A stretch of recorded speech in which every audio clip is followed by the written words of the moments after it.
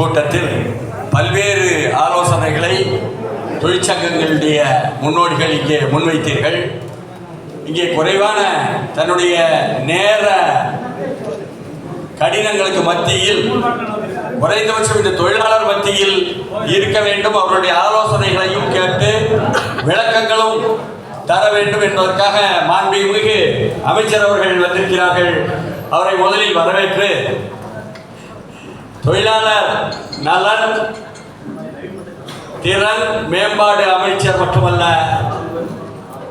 தமிழ்நாட்டில் இருக்கின்ற அமைப்பு சாரா நலவாரியங்கள் அனைத்திற்கும் தலைவராகவும் இருக்கிறார் என்பதனால் மாண்புமிகு அமைச்சர் அவர்கள் உங்களுடைய இடைவெளிகள் நீங்கள் இந்த நலவாரியத்தை பயன்படுத்துவதற்கு முழுமையாக தொழிலாளர்களுக்கு பயன்படுத்துவதற்காக நீங்கள் செயற்பாட்டில் இறங்கும் பொழுது இணைய வழியில் உங்களுக்கு வந்திருக்கக்கூடிய தடங்கல்கள் இடைவெளிகள் இதையெல்லாம் நிரப்புவதற்கு நல்ல ஆலோசனைகளை உங்களிடமிருந்து பெற்றுக்கொண்டு இங்கே வழிகாட்டல் கொடுப்பதற்கான விளக்க உரையை உங்களுக்கு கொடுப்பதற்காகத்தான் மாண்புமிகு அமைச்சர்கள் வந்திருக்கிறார்கள்.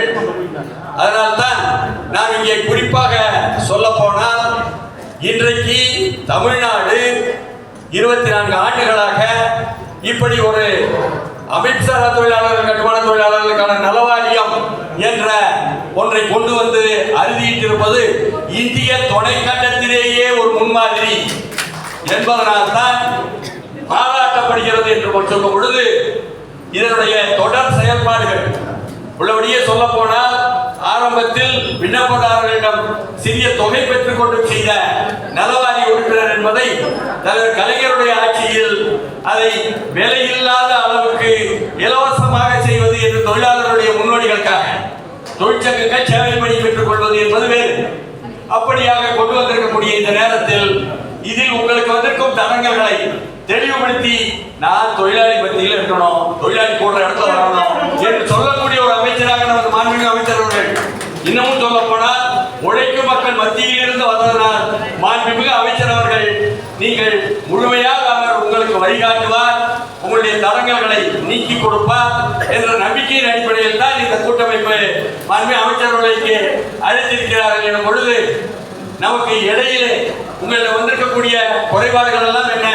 நீங்கள் செயல்பாடுகளில் இணைய வழியிலே நீங்கள் பதிவுகள் செய்வது, அதே போல நிதி பலன்களை பெறுவது என்பதில் என்னெல்லாம் குறைபாடுகள், என்னெல்லாம் கோரிக்கைகள் என்ற பொழுது ஓய்வூதியத்தை உயர்த்த வேண்டும் என்ற கோரிக்கையை வைக்கிறீர்கள்.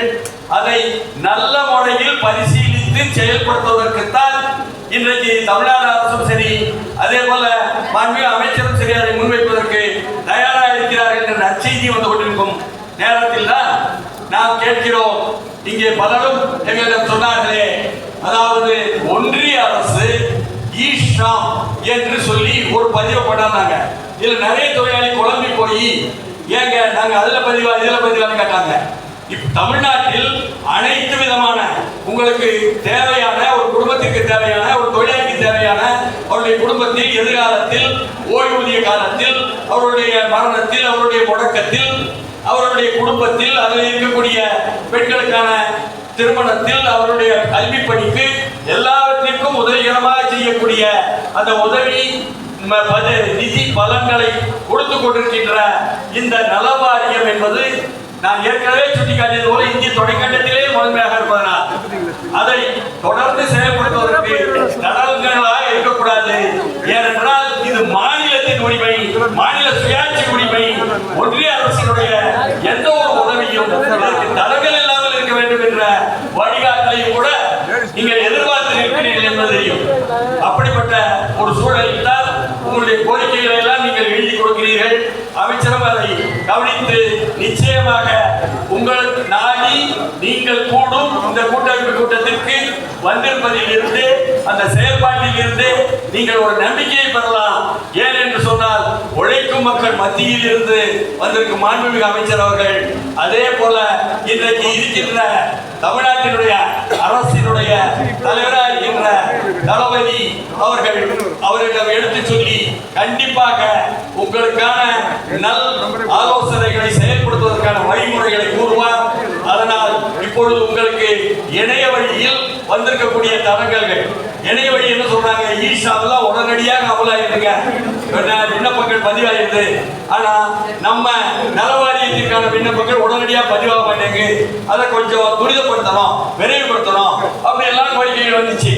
அதை ஒட்டி அதற்கான வேலைகள் என்பதையும் அதே போல நீங்கள் சொல்லக்கூடிய மற்ற கோரிக்கைகள் உயர்வு என்பதை எல்லாமே இங்கு கனிவாக கவனிக்கப்படும் என்ற உத்தரவாதத்தை கொடுத்து உங்களுக்கு விளக்கவுரை சொல்வதற்கு வந்திருக்கக்கூடிய அமைச்சரை மீண்டும் பாராட்டி இந்த கூட்டமைப்பின் தலைமை என்ற நமது ஆர்டிபி அவர்கள் சொன்னதனால், அவர் கேட்டுக்கொண்டதனால் சரி நாமும் கண்டிப்பாக தொழிலாளியாக உதவ வேண்டுமே என்பதில் தான் என்னுடைய ஈடுபாடு இங்கே செலுத்தப்படுகிறது என்பதை வாழ்த்தி வரவேற்று பாராட்டி